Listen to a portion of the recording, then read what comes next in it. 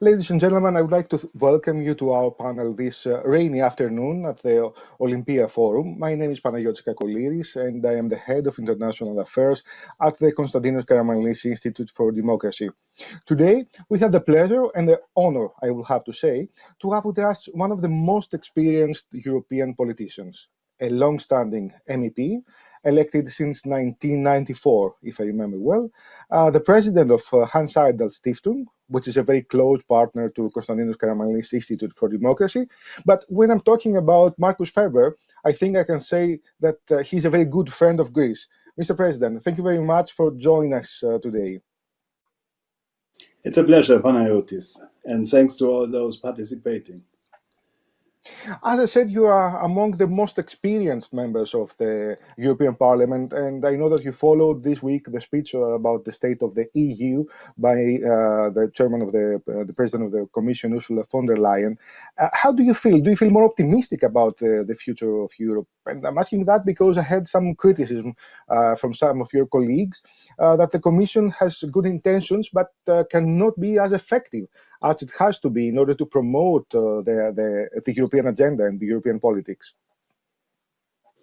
I think you touched the point directly, because we heard since Ms. von der Leyen is in power, in office, a lot of promises and a lot of things she has announced now in the State of the Union speech. She has already stated in her speech when she was asking for the support as Commission President 1 year ago. That was in July 2019. And of course, one can say that because of coronavirus and COVID-19, a new agenda had been established. But on the other hand, a lot of things have been promised and only few of them have been delivered. And that's really a problem where we want, as parliamentarians, we want more initiatives from the European Commission, and I think Council would follow. And Parliament can make then the pressure to bring things forward. So therefore, we need more proposals and less speeches. Mm-hmm. Is it money the issue? Because you're a long-standing member of the Economic Committee, and we have seen that the multi-annual financial framework and the extraordinary recovery budget are trying to handle the coronavirus crisis. And I think that everyone has commented that it was a historic move for the European Union. But what it really means, can it help Europe to go forward effectively? I think it can, if we do it properly, and that is what we have to adjust now. On the one hand, we've never had so late an agreement on a multi-annual financial frame, and we have not yet finalized the negotiations between European Parliament and Member States. But normally, everything should be ready 1 year before this new frame starts. We are now in the last quarter before the new frame should start and have not yet finalized it. That means that a lot of new initiatives will be postponed for 2 or 3 years.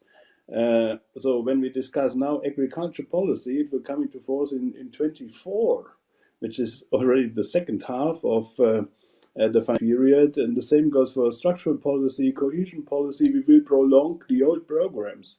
And sorry, the old programs have nothing to do with COVID.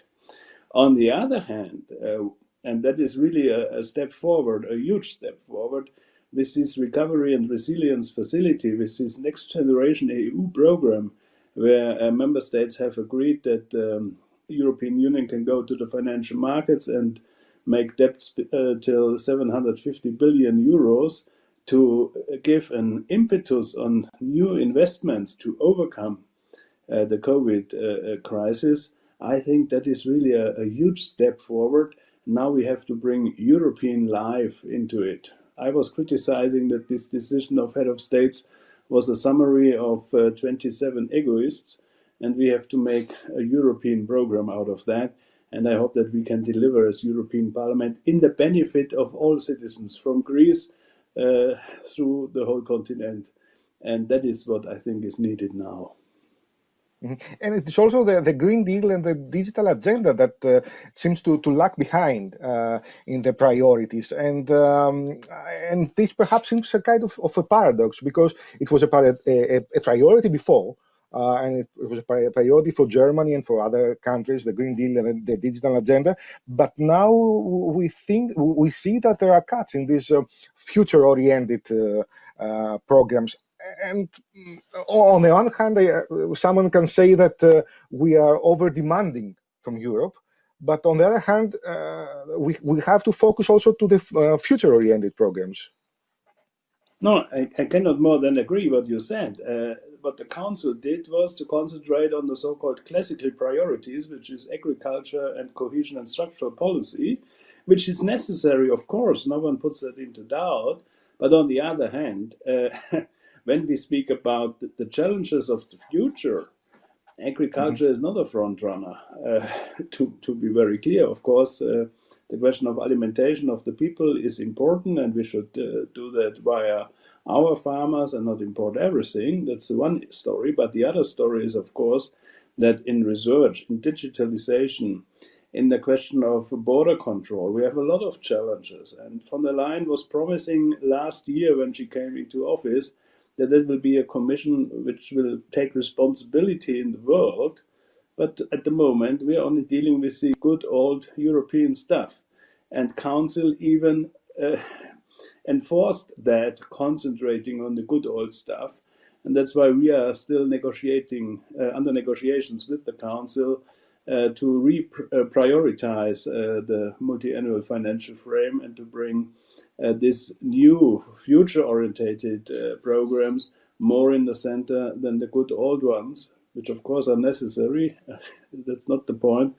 But to forget the future, especially when we go to financial market and make a program Next Generation EU. So if the title says that's for the future, the content should be for the future as well.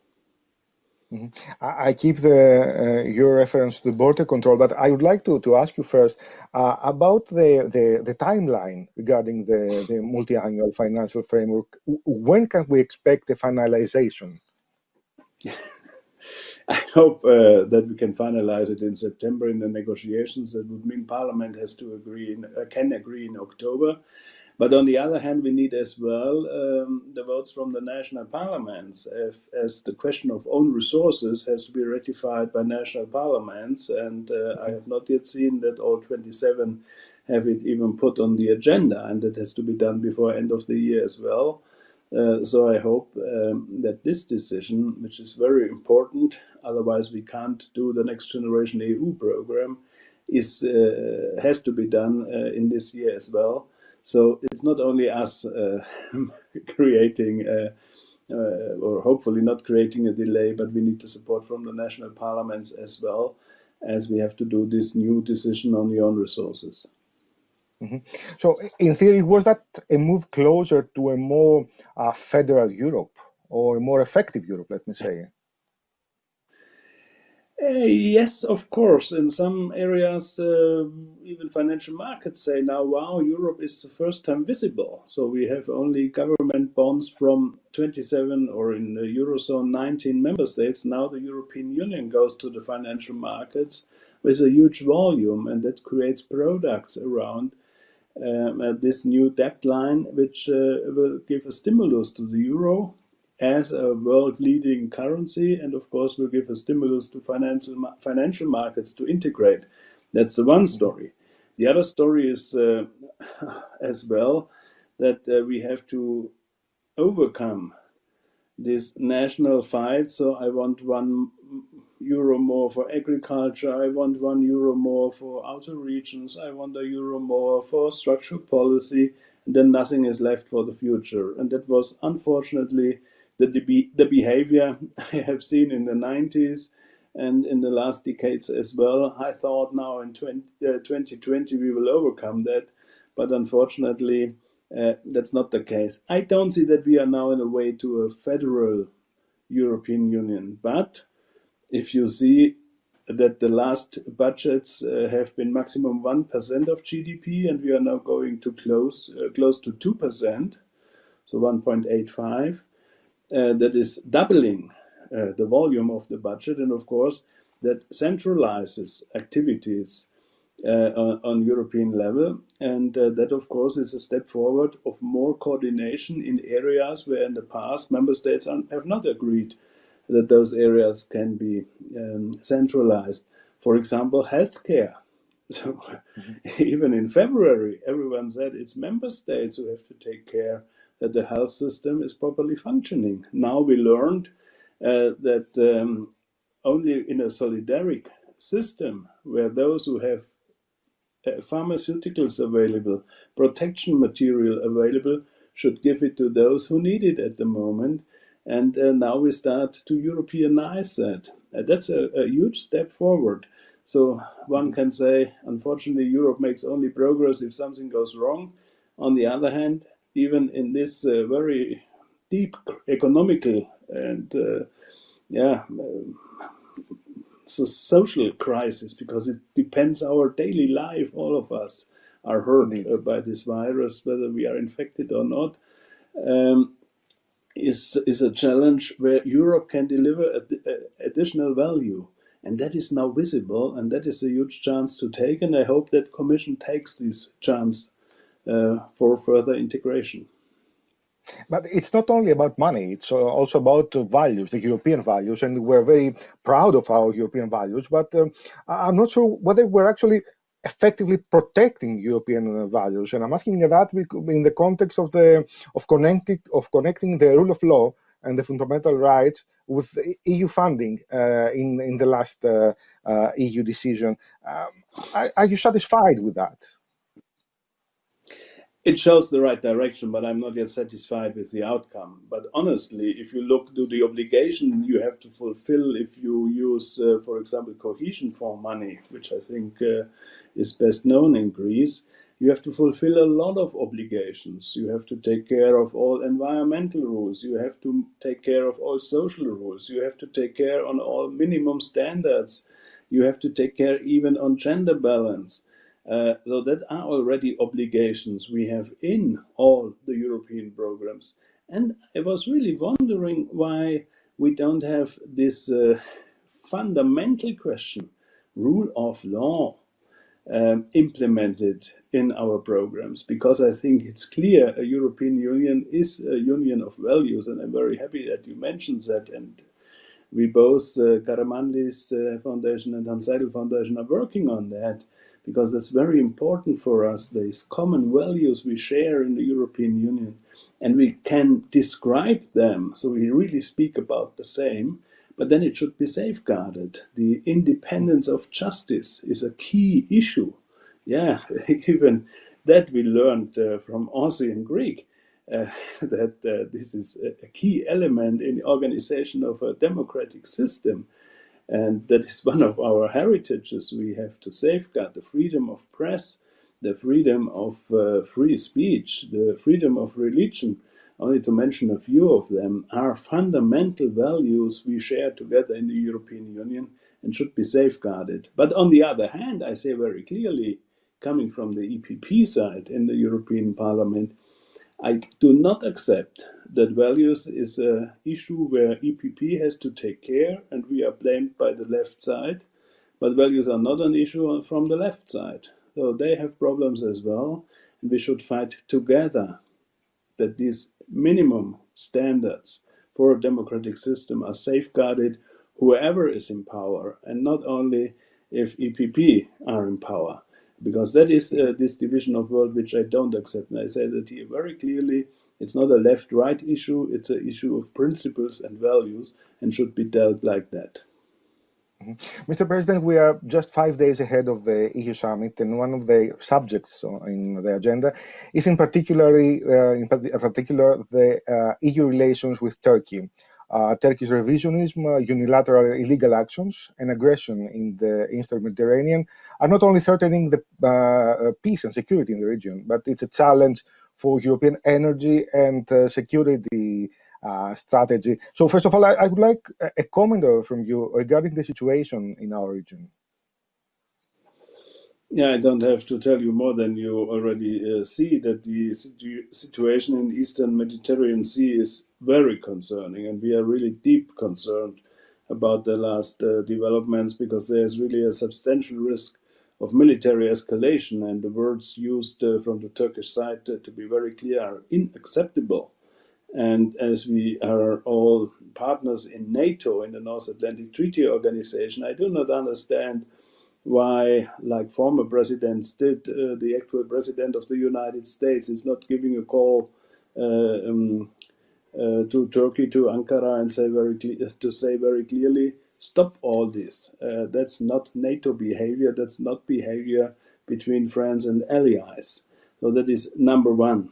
Number two is, of course, that, and I don't have to tell you that, as a direct neighbor to Turkey, that Turkey is an important neighbor. But if I see the developments in the last decades, and as you said, I'm a member now for more than 25 years in the European Parliament, the Turkey which was offered negotiations for membership and the Turkey we see at the moment are two fully different Turkeys, fully different states. The old Turkey, which started negotiation with us, has nothing to do with the Turkey we see in the moment. That's why I think, as the negotiations for accession European Union have came to a stop at the moment, so for years nothing has happened, we really should put them not only on ice, but we should cancel them. It makes no sense at the moment to negotiate with someone who is such aggressive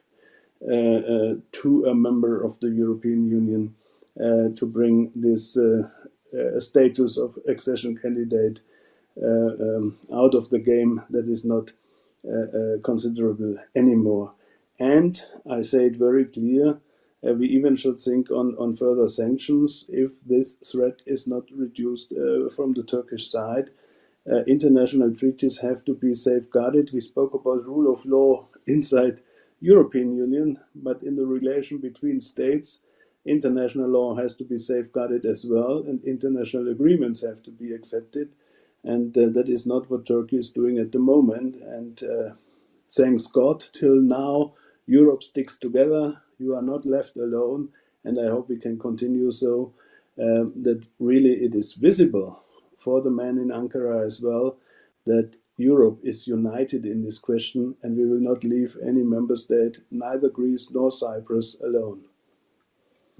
I think that many comment that the way Europe is going to handle the Turkey situation is going to prove whether Europe manages to speak in one voice and act with one strategy, because we have seen that in the field of security and diplomacy, there is a rather weak approach from the European Union.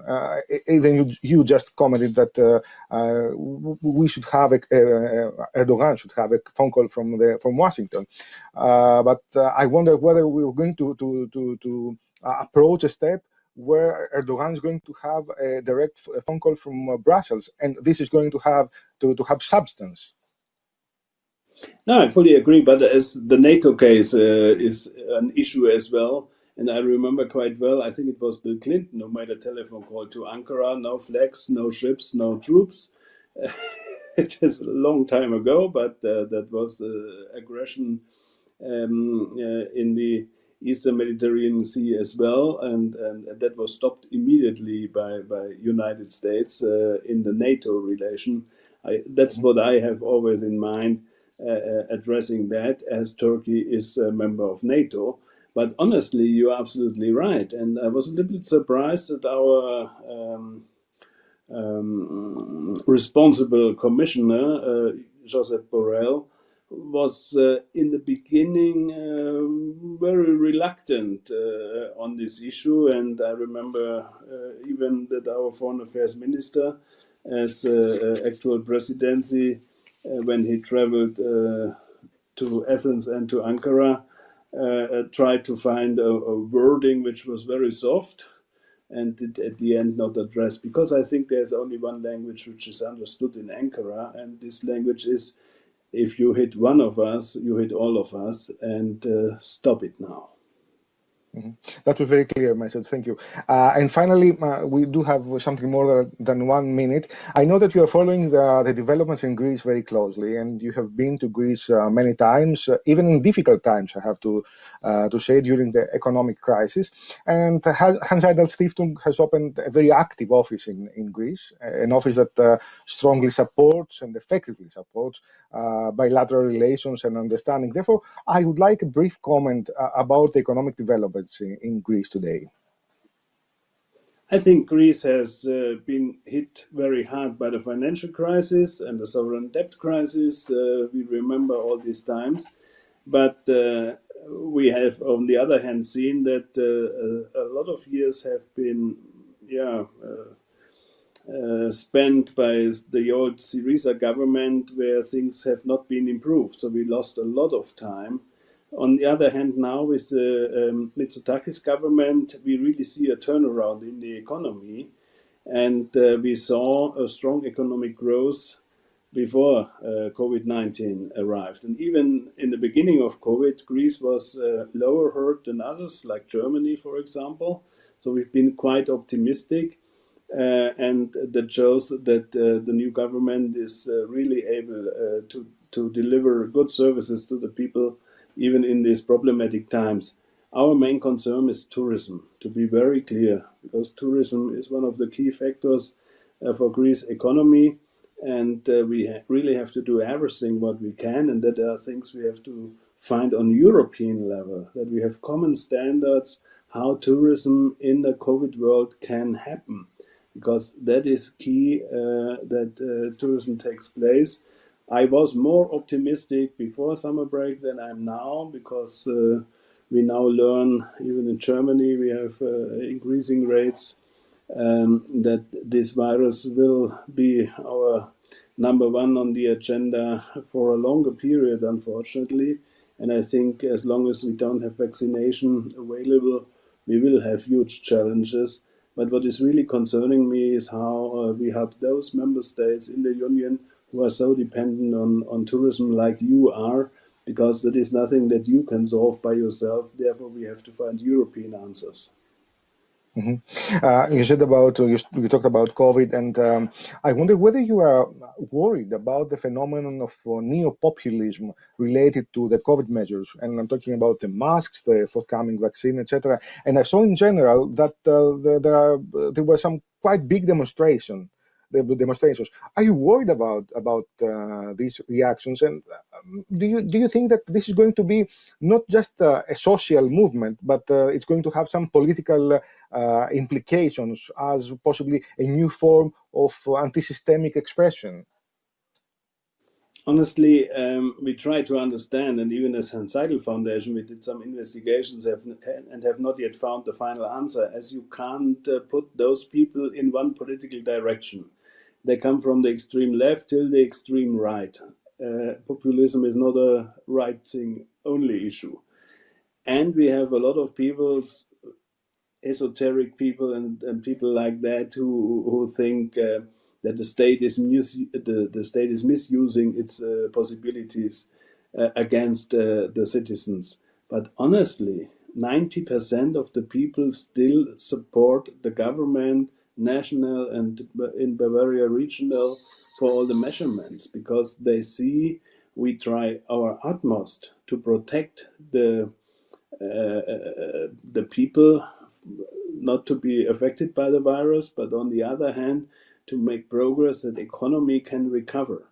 And as long as we have this huge support by the people, I have no problems with some people on the road who are not accepting, because we have that in all societies. But it's not a political movement where you can say it's one party who will take benefit out of that. We see members or supporters from all parties, but especially extreme left and extreme right in the demonstrations. And I think that is not a coalition which will keep when it comes to elections. I understand. Mr. Ferber, thank you very much for this discussion. It was, as always, very interesting talking to you. Ladies and gentlemen, don't miss the next panel with an opening statement by the Greek Minister of Environment and Energy, Mr. Kostis Hatzidakis. Thank you for being with us this afternoon. Many thanks also to Olympia Forum and Yannis Tomatos for the invitation. Thank you very much. Good afternoon.